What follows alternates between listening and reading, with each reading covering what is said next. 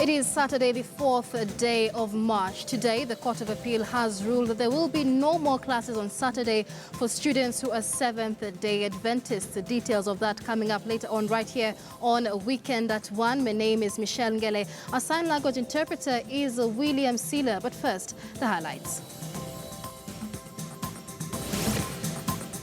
Sorry, leave the Adventists alone. Court rules SDS students should not be taught on Saturday.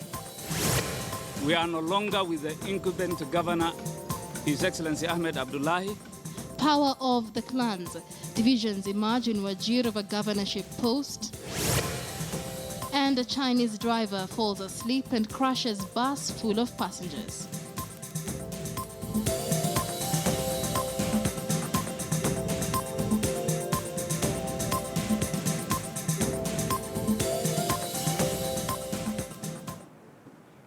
Welcome to the program. Elected leaders from Wajir County have withdrawn their support for Governor Ahmed Abdullahi for allegedly failing to meet the aspirations of the electorate. The leaders said in Nairobi this morning that they will, at a later date, unveil their lineup for the August 8th polls. However, the leaders did not disclose whom they will be supporting for the gubernatorial race in the coming elections. We have formally withdrawn our support to the incumbent Governor Ahmed Abdullahi of Wajir for failing to uphold and living to the aspirations of people of Wajir County by shifting and blatantly ignoring the principles of devolution. B, for failing to build a cohesive and integrated society by engaging in selective and discriminatory development. Due to our decision, which we have done last week, and the community had withdrawn the support, the incumbent has withdrawn the services for the drought mitigation. They are not being done up to the standard that we require. We therefore today ask the national government to take over the operations and unveil emergency mitigation measures for the people of Wajir who are facing a very severe drought. Like me, being the deputy governor, I've been isolated for the last 6 months. I have not spoken with the governor. He has turned the county as his own kind of personal property, where he is the sole decision maker in everything. He is the procurement manager, he is the finance manager, he is the accountant, he is the governor, he is the deputy governor, he is everything. And I think that is against the spirit of devolution. Because devolution wants people, the whole idea of devolution was to take decision making to the grassroots, to consult the people, to consult other leaders, to consult the MCAs, to consult the local people. Unfortunately, that is not happening in Wajir County. We are redrawing a new lineup, which is all-inclusive, because Wajir is known for peace. We want all-inclusive Wajir, whereby all the community can coexist very well. The reason why we are coming up with this issue is because we need peace. Number one issue in our county is peace, and without peace there will be no development. And we want to state clearly that we are no longer with the current governor, and we are coming up with our own things. A section of Orange Democratic Movement legislators have called on the electoral body IEBC to clean up the voters' register as a way of restoring the trust and the confidence of Kenyans on their credibility. Homa Bay woman representative Gladys Wanga and her Kisumu counterpart Rose Nyamunga were speaking in Homa Bay town.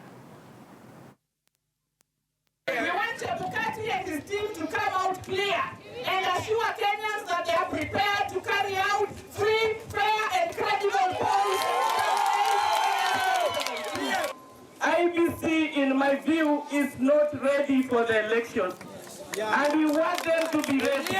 We want them to clean the register. And we want to make sure that nobody with an ID which is halal, even if you halal, we know there are some IDs which are not the correct ones.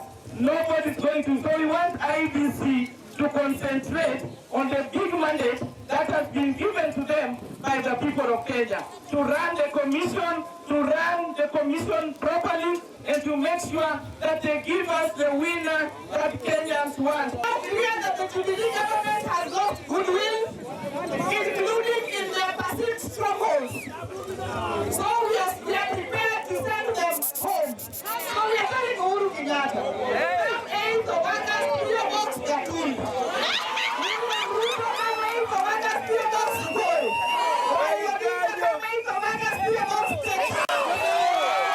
ODM is ready, NASA is ready. The only people who are not ready for the next elections is the IEBC and the Jubilee coalition. But we want to tell our brothers on the other side that there are some things that we cannot go into the next elections without dealing with. One of them is a proper audit of the voters register. Because we know the mischief and the shenanigans that have been done on that voters register, where certain places that lead towards Jubilee have registered people more than once. So we want to make it very clear that we, the people of Homa Bay, are ready for elections, but the elections must be done in an environment that can guarantee freeness and fairness of. Now, the Court of Appeal in Kenya has ruled that Seventh-day Adventist students should not be forced to attend classes on Saturday. A three-judge bench ruled that making SDS students attend classes on their Sabbath day would be a violation of the right to worship. The judges Kathurima Munoti, William Ouko and Asike Mahandia also ordered Education Cabinet Secretary Dr. Fred Matiang'i to come up with a policy to ensure that there will be no more conflict between education and religion in schools. The church went to court in 2013 against the Ministry of Education but lost at the High Court. Then High Court Judge Isaac Lenaola dismissed the case, saying that allowing church prayers would result into chaos in schools. The church then went to the Court of Appeal. All right, let's now cross borders and head over